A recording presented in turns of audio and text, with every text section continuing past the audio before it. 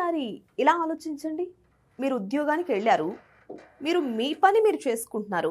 కానీ అక్కడ మీ పని కంటే మీరు వేసే ప్రతి అడుగును గమనించే ఒక మేనేజర్ ఉంటే ఎలా ఉంటుంది? మీరెవరితో మాట్లాడుతున్నారు? టీమ్ గ్రూప్లో ఏం రాశారు? ఎంతసేపు వాష్రూమ్కి వెళ్ళారు? ఎన్ని నిమిషాలు బ్రేక్ తీసుకున్నారు?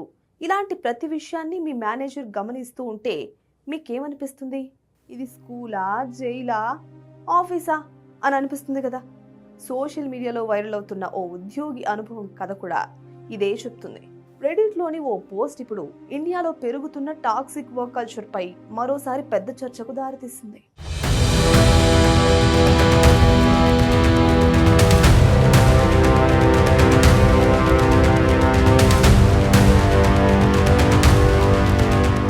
రెడిట్లో తన బాధను పంచుకున్న ఓ ఉద్యోగి తన కంపెనీలో పనిచేయడం అంటే ప్రతిరోజు మానసిక ఒత్తిడితో బతకడమేనని చెప్పాడు. ఒకరోజు మేనేజర్ మీటింగ్కు పిలిచి అతన్ని అందరి ముందు అవమానించాడట. కారణం ఏంటంటే అతను మైక్రోసాఫ్ట్ టీమ్స్ చాట్లో తన స్నేహితుడితో చేసిన వ్యక్తిగత సంభాషణ. ఆ చాట్ను మేనేజర్ రహస్యంగా చదివాడని ఉద్యోగి ఆరోపించాడు. ఆఫీస్లో పనిచేయడానికి వస్తున్నావా లేదా సరదా చేయడానికి వస్తున్నావా అని నిలదీశాడట. తన వ్యక్తిగత చాట్ను ఎందుకు చదివారని ప్రశ్నించగానే మేనేజర్ మరింత ఆగ్రహానికి గురయ్యాడని అతను చెప్పాడు. అంతటితో ఆగలేదు. ఆ చాట్ స్క్రీన్ చాట్లను కంపెనీ యాజమానికి పంపించి నీ భవిష్యత్తు ఇప్పుడు ఆయన చేతిలో ఉందని హెచ్చరించాడట.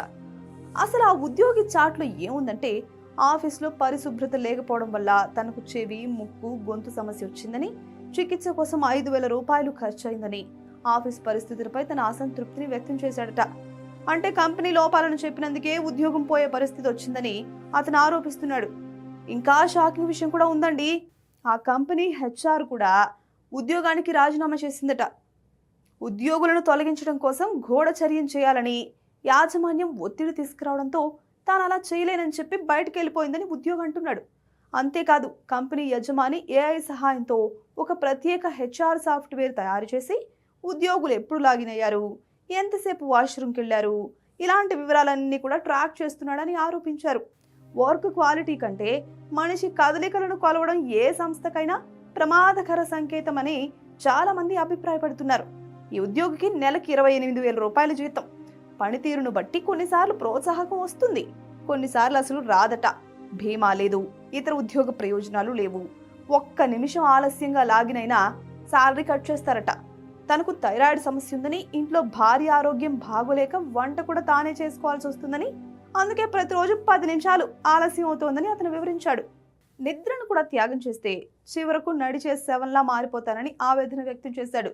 ఈ పోస్ట్ వైరల్ కావడంతో వేలాది మంది స్పందించారు. ఇలాంటి కంపెనీని వెంటనే వదిలేయాలని కొందరు సూచించగా, మరికొందరు ఇలాంటి టాక్సిక్ మేనేజర్లు ఉద్యోగులను మనుషులుగా కాకుండా యంత్రాల్లా చూస్తున్నారని మండిపడుతున్నారు.